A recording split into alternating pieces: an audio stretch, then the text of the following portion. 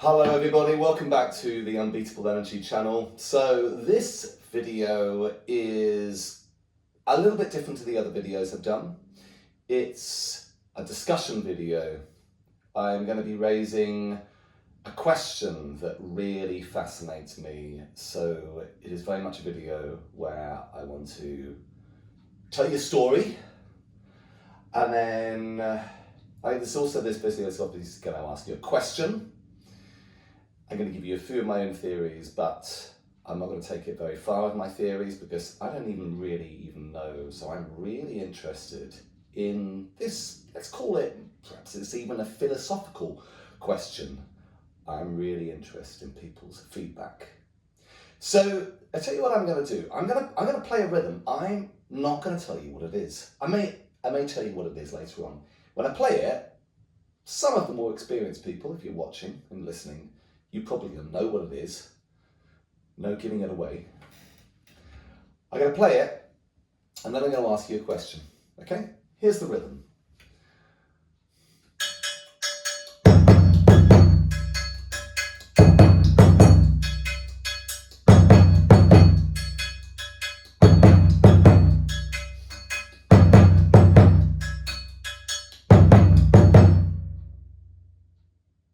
Okay? So that's the rhythm there. And what I want to ask you is, when I played that rhythm, what was it that you heard? And was the thing that you heard, maybe other people perhaps might have heard it in a different way? Okay, so I'm going to leave you with that question to begin with. And now I'm going to tell you a story. And I'm going to tell you a story about playing this rhythm here. So the story's in 2009, and I was in a town called Abernay in the Casamance region of southern Senegal, and this was round about Christmas time. Now, I was really excited to go on this. It was a 2-week course. It was supposed to have been taught by Mamadi Keita, and the course was going to involve djembe, and then it was also going to be an extra part of it, which was playing dunduns, obviously. Yeah, if you're going to learn djembe, you really learn djembe properly, you've got to learn the dunduns as well. As chance to have it, it didn't really work out that way. Probably a lot of you already know this story, but Mamadi Keita, bless him, he became extremely ill. And it all happened almost the first day, the first 24 hours, I think. He'd arrived in Abernay. They'd had a fantastic gig. The other students who were there, they took part, and they had a nice kind of like party beginning, and everyone, the local people in Abernay, came to see Mamadi Keita because he's amazing, and he's the big fish in Abernay that day. And I hadn't actually arrived yet. I was on my way. I think it's a bit mean. It started on Christmas Day, and I couldn't give up Christmas Day. I think that's what it was. So I turned up a little bit later. In fact, one of the organisers came to pick me up from where I was based. I stayed one night in Gambia, and they were going to pick me up and take me back over the border to southern Senegal. But unfortunately, the course did not involve Mamadi Keita. He had to go to a hospital in Gambia. And so actually the course ended up being mainly run by Sekou Keita. I mean the Sekou Keita. The Sekou Keita, the kora player, famous for what he's done with the harp player Catherine Finch. As perhaps some of you also know, he's also an amazing djembe player as well. And he's a brilliant teacher. He really is a brilliant teacher. And he actually took over at the course. And there was another Sekou Keita, which was a much younger guy. Now this amazing young guy, he was a really good drummer. Because of the change of circumstances, he had to come in there and be the dundun player. He'd never done I don't think he'd done very much teaching. I'm sure he hadn't really done very much teaching for European people who were coming to the event, mainly what it was. And part of our time in the dundun class, he taught us this rhythm. And let me play it again. Let's go.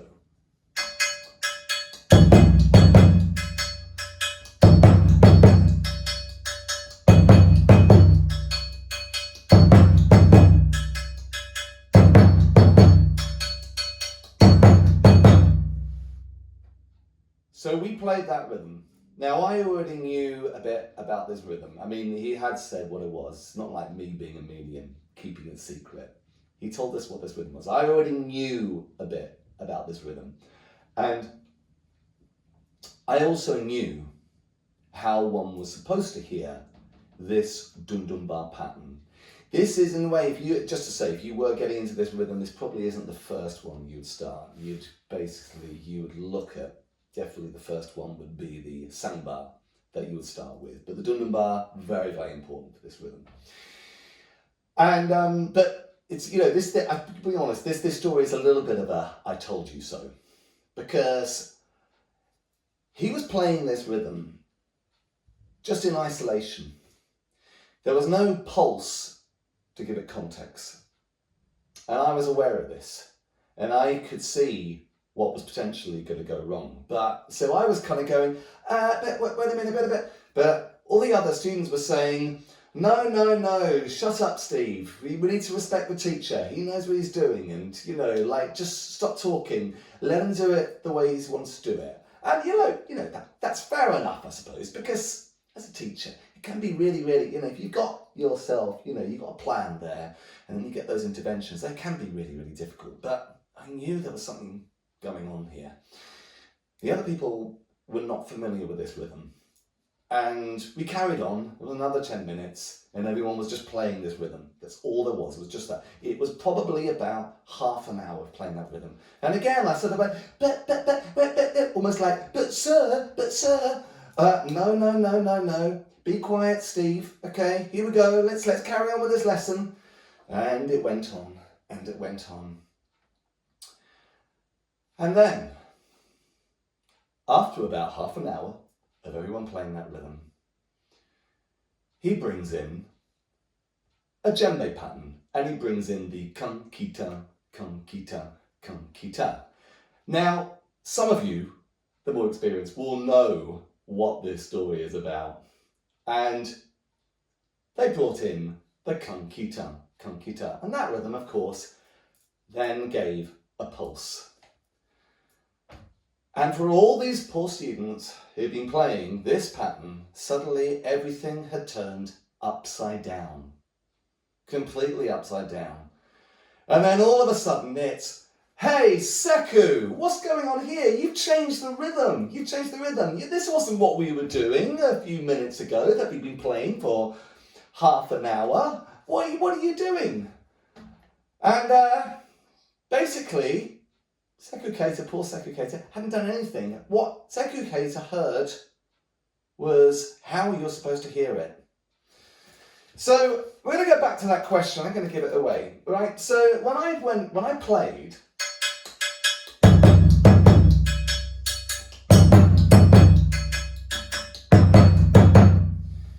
I want to know whether you heard that as being, if I just clap my hand, you kind of weren't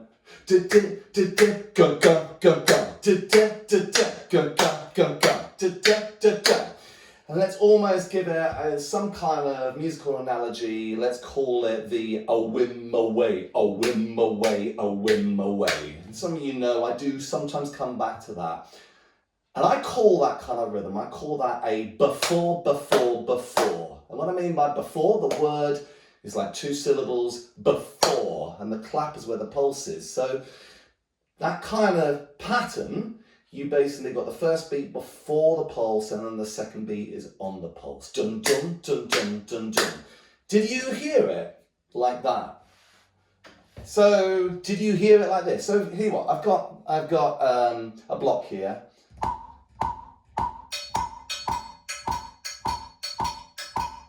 Let me bring in the dun dun.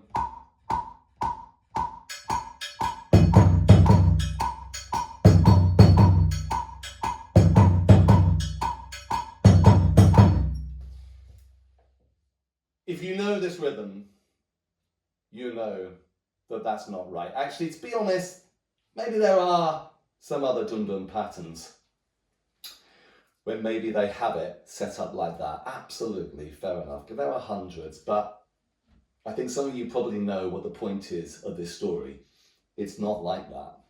And what Sekou Keita, this young teacher, was teaching, he was not hearing it in that way.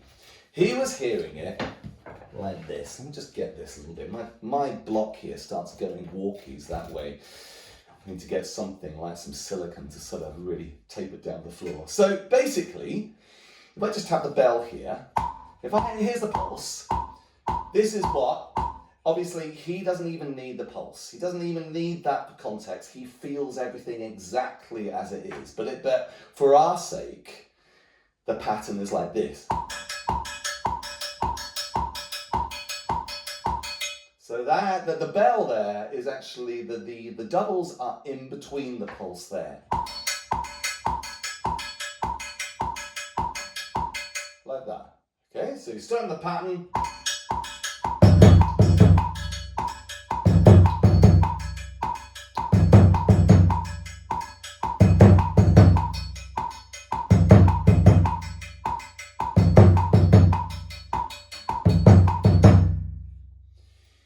So let's just say that when I played that, you could hear that perhaps you weren't quite at the stage where you could hear it the right way, but obviously because I'm bringing in that pulse, you realise that there's a bit more to this, that something is going on.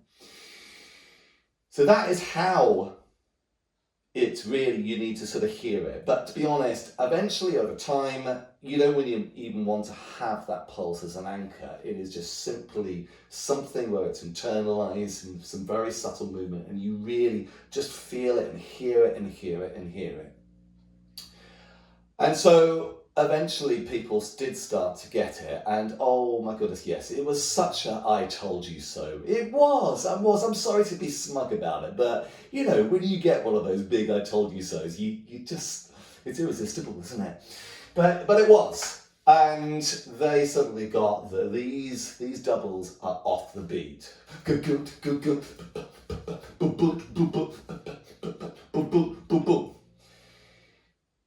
Now, when I'm playing this, you might even find yourself, even though I'm bringing in that pulse there, and even though I'm playing this part here, you might even find yourself finding it so hard to stop your head hearing it as like that. So difficult. And I'll even be honest with you, I find it difficult as well. If I don't sometimes have the pulse, or I don't hear a djembe, and I hear that, oh, I have to really, really work on it. Okay, I do hope over time I'll get better at this. This rhythm is called con. This is only part of con. Con is so amazing. It's so important. The thing that's almost like stopped me in a way with con is that in order to really get into con, you need to be with a group who are with you in the same way, who are also working on con. And it's very much sort of a dream. I am now in the process of just about managed to get some of my students to a stage where we can keep this all sustainable, and they're starting to get it. But you know, it's such an important rhythm. You could almost consider this rhythm as being almost like a higher diploma in the djembe, the virtual higher diploma. Con is really, really important. I'm going to do another video. I'm going to talk perhaps a little bit more about this. If you want, for context, to know a bit more about con, there are lots of videos on YouTube. You can also check out these amazing guys. There's a website called djembe-videos.com. They are absolute heroes in my mind. They're just absolutely brilliant. There's lots of stuff on con there. But for now, let's get to the philosophical question. What is it about the power of a whim away? These before beats, this sort of, why are they so powerful? What is it? Is it just cultural?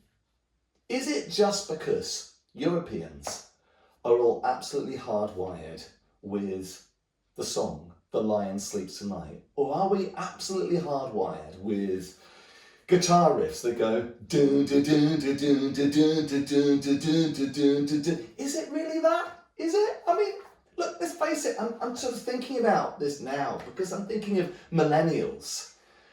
And I teach millennials, and they still find themselves, their mind hardwired by default, going in to that kind of pattern, the before.